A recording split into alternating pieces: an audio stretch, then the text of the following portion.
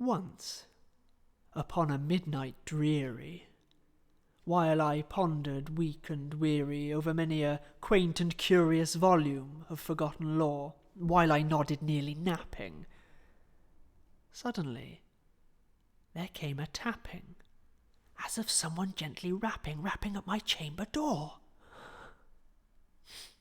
"'Tis some visitor," I muttered, "tapping at my chamber door, only this, and nothing more." Distinctly I remember. It was in the bleak December, and each separate dying ember wrought its ghost upon the floor. Eagerly I wished the morrow. Vainly I had sought to borrow from my book surcease of sorrow. Sorrow for the lost Lenore, for the rare and radiant maiden whom the angels name Lenore, nameless here for evermore. And the silken, sad, uncertain rustling of each purple curtain thrilled me, filled me with fantastic terrors never felt before, so that now, to still the beating of my heart, I stood repeating, "'Tis some visitor entreating entrance at my chamber door." Some late visitor entreating entrance at my chamber door. This it is, and nothing more. Presently my soul grew stronger, hesitating then no longer. "Sir," said I, "or madam, truly your forgiveness I implore, but the fact is I was napping, and so gently you came rapping, and so faintly you came tapping at my chamber door, that I scarce was sure I heard you." Here I opened wide the door. Darkness there, and nothing more. Deep into that darkness peering, long I stood there, wondering, fearing, doubting, dreaming dreams no mortal ever dared to dream before. But the silence was unbroken, and the stillness gave no token, and the only word there spoken was the whispered word, "Lenore." This I whispered, and an echo murmured back the word, "Lenore." Merely this, and nothing more. Back into the chamber turning, all my soul within me burning, soon again I heard a tapping somewhat louder than before. "Surely," said I, "surely that is something at my window lattice. Let me see then what thereat is, and this mystery explore. Let my heart be still a moment, and this mystery explore. 'Tis the wind and nothing more." Open here I flung the shutter, when, with many a flirt and flutter, in there stepped a stately raven of the saintly days of yore. Not the least obeisance made he, not a minute stopped or stayed he, but with mien of lord or lady, whoosh, perched above my chamber door, perched upon a bust of Pallas just above my chamber door. Perched and sat, and nothing more. Then this ebony bird beguiling my sad fancy into smiling by the grave and stern decorum of the countenance it wore. "Though thy crest be shorn and shaven, thou," I said, "art sure no craven, ghastly, grim, and ancient raven, wandering from the nightly shore? Tell me what thy lordly name is on the night's Plutonian shore." Quoth the raven, "Nevermore."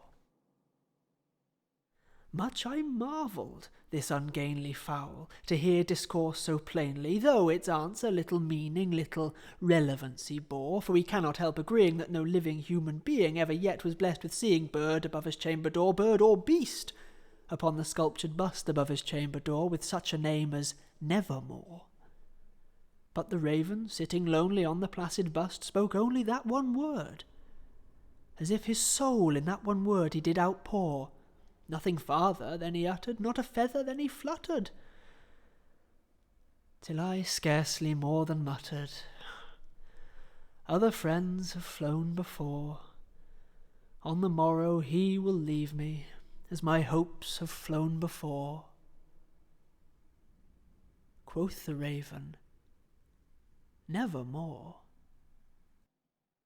Startled at the stillness broken by reply so aptly spoken, "Doubtless," said I, "what it utters is its only stock and store, caught from some unhappy master, whom unmerciful disaster followed fast and followed faster, till his songs one burden bore, till the dirges of his hope that melancholy burden bore, of nevermore."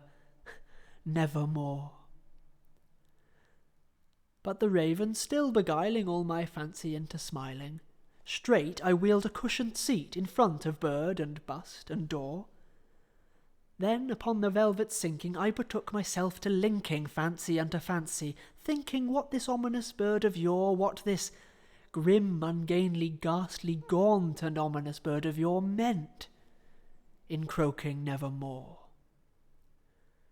This I sat engaged in guessing, but no syllable expressing to the fowl, whose fiery eyes now burned into my bosom's core. This and more I sat divining, with my head at ease reclining on the cushion's velvet lining that the lamplight gloated o'er, but whose velvet violet lining, with the lamplight gloating o'er, she shall press, nevermore. Then methought the air grew denser, perfumed from an unseen censer swung by seraphim, whose footfalls tinkled on the tufted floor. "Wretch," I cried, "thy God hath lent thee, by these angels he hath sent thee, respite and nepenthe from thy memories of Lenore. Quaff, oh quaff this kind nepenthe, and forget this lost Lenore."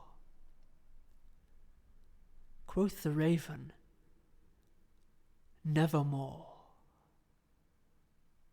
"Prophet," said I, "thing of evil, prophet still, if bird or devil, whether tempter sent, or whether tempest tossed thee here ashore, desolate yet all undaunted, on this desert land enchanted, on this home by horror haunted, tell me, truly I implore, is there balm in Gilead? Tell me, I implore." Quoth the raven, "Nevermore." "Prophet," said I, "thing of evil, prophet still, if bird or devil, by that heaven that bends above us, by that God we both adore, tell this soul with sorrow laden, if within the distant Aidenn it shall clasp a sainted maiden whom the angels name Lenore, clasp a rare and radiant maiden whom the angels name Lenore." Quoth the raven, "Nevermore." Be that word our sign of parting, bird or fiend, I shrieked upstarting, "Get thee back into the tempest and the night's Plutonian shore. Leave no black plume as a token of that lie thy soul hath spoken. Leave my loneliness unbroken. Quit the bust above my door. Take thy beak from out my heart, and take thy form from off my door." Quoth the raven, "Nevermore." And the raven, never flitting, still is sitting on the pallid bust of Pallas, just above my chamber door. And his eyes have all the seeming of a demon's that is dreaming, and the lamplight o'er him streaming throws his shadow on the floor. And my soul, from out that shadow that lies floating on the floor, shall be lifted nevermore